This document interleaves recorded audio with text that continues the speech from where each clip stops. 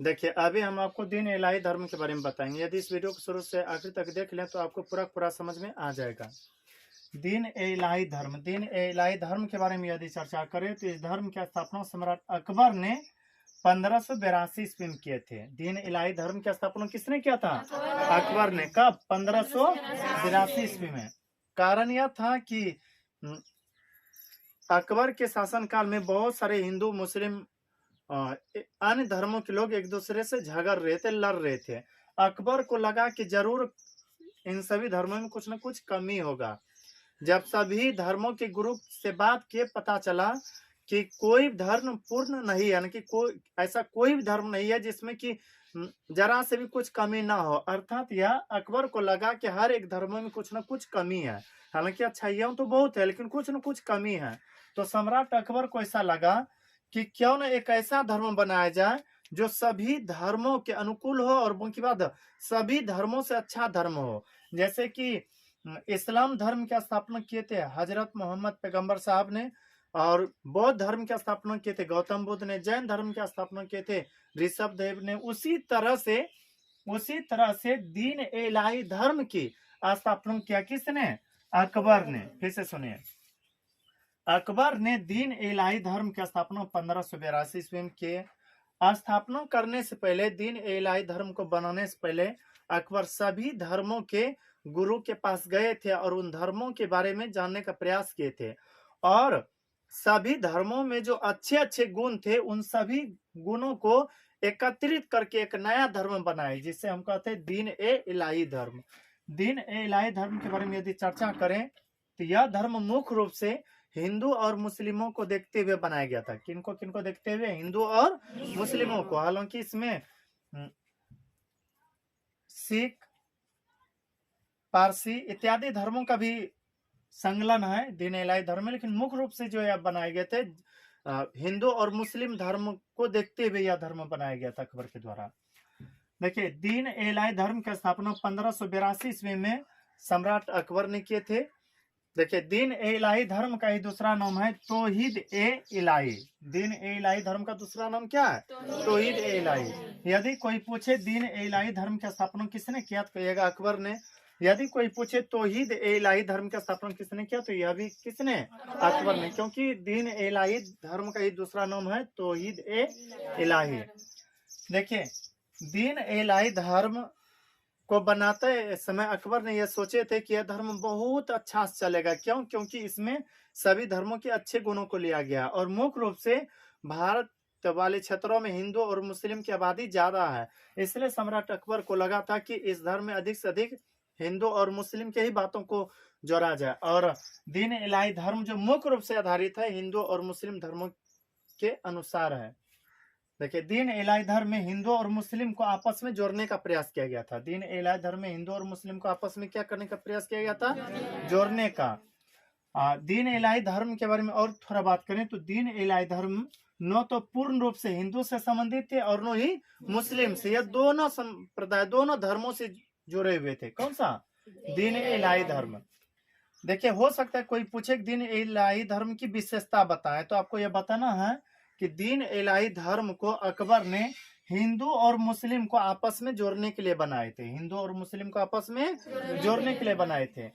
दीन इलाही धर्म में अकबर का कहना था कि ईश्वर एक है, ईश्वर और अकबर उसका पैगंबर है। अकबर उसका क्या है? पैगंबर। देखिए, पैगंबर के बारे में यदि चर्चा करें तो किसी धर्म के संस्थापक को पैगंबर कहते हैं, या ईश्वर के द्वारा जो भेजे गए लोग हो उन्हें पैगंबर कहते हैं। तो सम्राट अकबर ये कहते थे कि ईश्वर एक है और अकबर उसका क्या है? पैगंबर है ना, कि सब कुछ एक तरह से इस धर्म का अकबर ही है। सब कुछ दीन इलाही धर्म का सब कुछ कौन है? अकबर है। अकबर के द्वारा यह कहा गया था दीन इलाही धर्म में यदि किसी को भाग लेना है तो उन्हें अकबर से दीक्षा लेना पड़ेगा। अकबर से क्या लेना पड़ेगा? दीक्षा, अर्थात यह अनुमति लेना पड़ेगा। यदि अकबर आपको दीक्षा दे देते हैं, अनुमति देते हैं, तो दीन इलाही धर्म में प्रवेश कर सकते हैं। अकबर के द्वारा यह कहा गया था कि दीन इलाही धर्म में शामिल होने वाले लोगों को, दीन इलाही धर्म में शामिल होने वाले लोगों को दाढ़ी रखना जरूरी नहीं है। अब जैसे कि हिंदू धर्म के बहुत सारे साधु संत लोग होते हैं जो बड़े बड़े दाढ़ी रखते हैं। उसके बाद मुस्लिम लोगों में भी बहुत सारे लोग ऐसे होते हैं जो दाढ़ी रखते हैं। पर सम्राट अकबर का यह कहना था कि जितने भी लोग इसमें शामिल होते हैं, दीन इलाही धर्म में होते हैं, उनको दाढ़ी रखना ज्यादा जरूरी नहीं है। उसके बाद सम्राट अकबर का कहा गया था कि जितने भी लोग दीन इलाही धर्म में भाग लेते हैं, उसे न तो मांस खाना है और न ही मछली खाना है। अर्थात यह कि दीन इलाही धर्म में भाग लेने वाले को मांस मछली खाना नहीं था। उसके बाद अकबर का यह कहना था कि यदि किसी को इबादत करना हो हमरे अलावा, अर्थात सम्राट अकबर कह रहे थे कि अकबर के अलावा और किसी को पूजना हो, इबादत करना हो, तो उनमें से पूछ सकते हैं आप लोग सूर्य को और अग्नि को। अर्थात यह अकबर यह कहते थे दीन इलाही धर्म में जितने भी लोग भाग लेते हैं, उसको बस यह समझना है कि ईश्वर एक है और अकबर उसका पैगंबर है। हाँ, अकबर के अलावा और किसी को पूजने की इरादा करे तो पूजना है किनको किनको? सूर्य को और अग्नि को। सूर्य को इसलिए क्योंकि सूर्य साक्षात है, कोई भी उनको देख सकते हैं। अग्नि तो आप लोग देखते ही होंगे, तो सूर्य और अग्नि की उपासना कर सकते हैं। और आपको पता होगा अग्नि को ईश्वर और मनुष्य के बीच संबंध जोड़ने वाला देवता भी कहा जाता है। उसके बाद अकबर के द्वारा कहा गया था कि दीन इलाही धर्म में भाग लेने वाले को कसाईयों और मछुआरों के साथ भोजन नहीं करना है। कसाई और मछुआरे के साथ भोजन नहीं करना है। कसाई उसे कहते हैं जो कि जानवर को खरीद करके बेचने का काम करते हैं या फिर काट करके मांस बेचने का काम करते हैं। दीन इलाही धर्म में सम्राट अकबर का यह कहना था कि जितने भी लोग दीन इलाही धर्म में भाग लेते हैं, उनको कसाईया और मछुआरे के साथ क्या नहीं करना है? भोजन नहीं करना है। इनके साथ बैठ करके खाना नहीं खाना है। उसके बाद दीन इलाही धर्म में भाग लेने वालों को कहे थे सम्राट अकबर ने कि मरने से पहले ही भोज खिलाना है, अर्थात जिंदा में ही भोज खिला देना है। बहुत सारे जगह पर देखिएगा मरने के बाद उनके बदले में भोज खिलाया जाता है जो मर गए होते हैं। पर सम्राट अकबर का कहना था जिनको भी लगता हो कि हमें भोज खिलाना है, जिंदा में ही खिला दीजिए।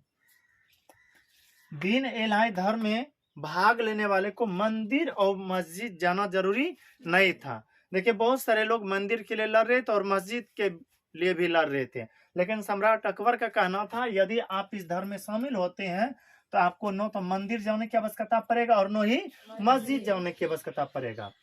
उसके बाद अकबर के द्वारा यह भी कहा गया था कि दीन इलाही धर्म में भाग लेने वाले को सम्राट के सामने यानी कि अकबर के सामने साष्टांगिक प्रणाम करना जरूरी था। साष्टांगिक प्रणाम, कौन सा प्रणाम?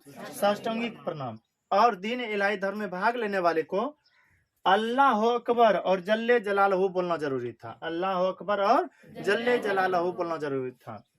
इस दीन इलाही धर्म के बारे में चर्चा करें तो दीन इलाही धर्म में थोड़ा सा ऐसा माना जाता है इतिहासकारों द्वारा कि नियम कानून कठोर थे। कठोर इसलिए, अब सोचिए हिंदुओं को यदि कहा जाए मंदिर आपको नहीं जाना है तो शायद बहुत सारे लोगों को नापसंद यह बात लगेगा, और मुस्लिम भाइयों को यदि कहा जाए कि आपको मस्जिद नहीं जाना है तो उनके लिए भी यह ठीक नहीं होगा। और इसमें बहुत सारा रूल ऐसा थे जो कि किसी के लिए अच्छा थे, किसी के लिए अच्छा नहीं थे, जिसके कारण से दीन इलाही धर्म ज्यादा नहीं चले। हालांकि दीन इलाही धर्म में भाग लेने वाले प्रथम और अंतिम हिंदू शासक कहलाए थे। कौन? बीरबल। देखिए ऐसा कहा गया है कि बीरबल सबसे पहले ही दीन इलाही धर्म में भाग लेते और इसके बाद कोई उसमें भाग नहीं लिए। एक तरह से यह हम कह सकते हैं दीन इलाही धर्म में भाग लेने वाले प्रथम और अंतिम हिंदू शासक कौन थे? बीरबल थे। फिर से एक बार सुनिए, दीन इलाही एक धर्म था जिनके पुरोहित अकबर थे। अर्थात यह कि दीन इलाही धर्म को अकबर के द्वारा बनाया गया था। दीन इलाही धर्म के बारे में चर्चा करें तो इस धर्म की स्थापना 1582 ईस्वी में सम्राट अकबर ने इसलिए किए थे ताकि लोग आपस में मिल करके रह सके। अक्सर करके अकबर को ऐसा देखने के लिए मिलते थे कि जहां पर हिंदू और मुस्लिम के बीच झगड़ा हो रहे हैं, लड़ाई हो रहे हैं, उस लड़ाई को रोकने के लिए सम्राट अकबर ने एक ऐसा धर्म बनाया जो हिंदू और मुस्लिम के बीच का रास्ता खोजता हो या बीच का रास्ता निकालता हो। अर्थात यह अकबर का यह मानना था कि इस धर्म में कोई भी भाग ले लेते हैं तो उसे न तो मंदिर जाना है आपको पूजा करने के लिए और न ही मस्जिद जाना है आपको इबादत करने के लिए। देखिए दीन इलाही धर्म की स्थापना 1582 ईस्वी में अकबर ने किए थे। दीन इलाही धर्म को तौहीद इलाही धर्म भी कहा जाता है। दीन इलाही धर्म में मुख्य रूप से हिंदू और मुस्लिम को आपस में जोड़ने का प्रयास किया गया था। उसके बाद दीन इलाही धर्म में अकबर का कहना था कि ईश्वर एक है और अकबर उसका पैगंबर है। फिर से सुनिए, पैगंबर उन्हें कहा जाता है जो नया धर्म बनाता हो। जैसे इस्लाम धर्म की स्थापना किए थे हजरत मोहम्मद पैगंबर साहब ने। फिर जैन धर्म की स्थापना किए थे ऋषभ देव ने। बौद्ध धर्म की स्थापना किए थे गौतम बुद्ध ने। इसी तरह से ऐसे सब धर्म को बनाने वाले लोगों को पैगंबर कहा जाता है। ठीक उसी तरह से दीन इलाही धर्म को किसने बनाए थे? अकबर ने। इसलिए अकबर कह रहे थे ईश्वर एक है और अकबर उसका पैगंबर है। उसके बाद दीन इलाही धर्म में भाग लेने से पहले अकबर से दीक्षा लेना जरूरी था। दीन इलाही धर्म में भाग लेने वाले को दाढ़ी मोछ रखना जरूरी नहीं था, दाढ़ी सब रखना जरूरी नहीं था। दीन इलाही धर्म में जितने भी लोग भाग लेते हैं नो तो उनको मांस खाना था और नो ही मछली। उसके बाद दीन इलाही धर्म में यदि आपको लगता हो कि अकबर के अलावा और किन्हीं को पूजे तो आप पूज सकते हैं। किनको? सूर्य और अग्नि को। उसके बाद दीन इलाही धर्म में भाग लेने वाले को कसाईया और मछुआरे के साथ भोजन नहीं करना था। और मछुआरे उसे कहते हैं जो कि मछली मारने का काम करते हैं। दीन इलाही धर्म में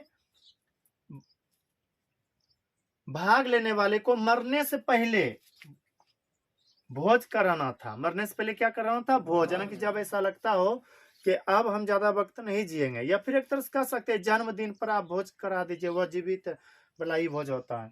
उसके बाद दीन इलाही धर्म में भाग लेने वाले को न तो मंदिर जाना था पूजा करने के लिए और न ही मस्जिद जाना था इबादत करने के लिए, यानी कि मंदिर मस्जिद नहीं जाना था। उसके बाद दीन इलाही धर्म में भाग लेने वाले को सम्राट अकबर के सामने साष्टांगिक प्रणाम करना था। कौन सा? साष्टांगिक। साष्टांगिक प्रणाम होता है पूरा तरह से झुक करके जो किया जाता है। उसके बाद अकबर के द्वारा ऐसा कहा गया था कि जितने भी लोग दीन इलाही धर्म में शामिल होते हैं उनको निश्चित रूप से यह बोलना है, क्या? अल्लाह अकबर और जल्ले जलालहू। दीन इलाही धर्म में नियम कानून कठोर होने के कारण से, नियम थोड़ा कठोर होने के कारण से इस धर्म में भाग लोगों ने चढ़ बढ़ करके नहीं लिए और इस धर्म का इस तरह से धीरे धीरे पतन भी हो गए। हालांकि दीन इलाही धर्म में भाग लेने वाले प्रथम और अंतिम हिंदू शासक बने थे। कौन? बीरबल। बस इतना ही। इससे आगे अगला पाठ में आपको बताएंगे।